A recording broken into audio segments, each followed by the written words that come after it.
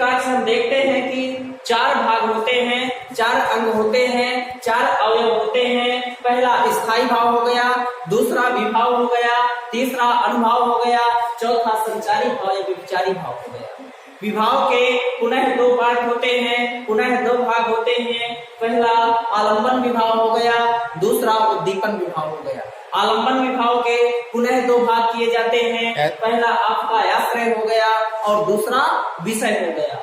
इसके बाद अनुभाव आता है, चूंकि शाब्दिक अर्थ से ही क्लियर हो रहा है, शाब्दिक अर्थ से ही स्पष्ट हो जाता है। अनु का आशय होता है पीछे, जो भाव बाद में उत्पन्न होता है उसे हम अनुभाव कहते हैं। बाद का आशय यहाँ पर स्थायी भाव से लिया गया है, अर्थात आश्रय में स्थायी भाव उत्पन्न होगा। स्थायी भाव उत्पन्न होने के बाद उसमें अनुभाव पैदा होगा। जैसे शेर को देख करके आश्रय के मन में भयानक रस उत्पन्न हुआ, शेर को देख करके आश्रय के मन में भयानक रस उत्पन्न हुआ, तो आश्रय में क्या हुआ कि भय पैदा हो गया। भय चूंकि स्थायी भाव में सब न लिए जाओ, भय स्थायी भाव है। यहाँ पर हम देखते हैं कि शेर का गुर्राना, शेर का द्वारा रोंगटे खड़े करना, शेर का मुंह फाड़ना, ये सब हमारे लिए उद्दीपन का काम करता है और हमारे जो स्थायी भाव को है वो बढ़ा देता है। अब हमारे द्वारा कांपना, भावचक्का हो जाना, अक्का बक्का हो जाना, शरीर में पसीना छूट आना, ये विभिन्न प्रकार की जो क्रियाएं आश्रय में होती हैं उसे हम क्या कहते हैं, हम अनुभाव कहते हैं। जब यही क्रियाएं विभाव में होती हैं, जब यही क्रियाएं आलंबन में होती हैं तो वह आपका उद्दीपन विभाव कहलाता है, और जब वही क्रियाएं आश्रय में होती हैं तो वहां पर अनुभाव हो जाता है।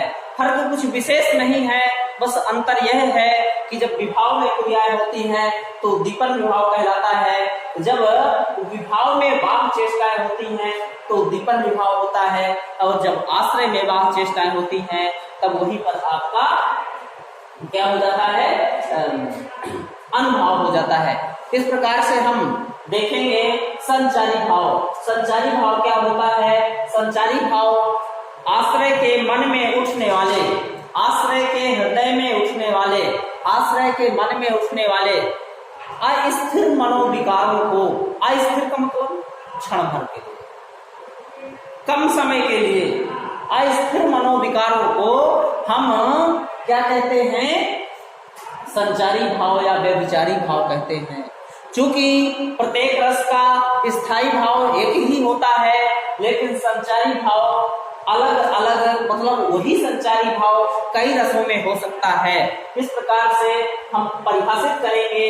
पहला स्थायी भाव, स्थायी भाव की परिभाषा को देखेंगे। स्थायी भाव क्या है? हृदय के मन में जो भाव सदैव स्थायी रूप से विद्यमान होते हैं, सदैव स्थायी रूप से विद्यमान होते हैं, सदैव स्थायी रूप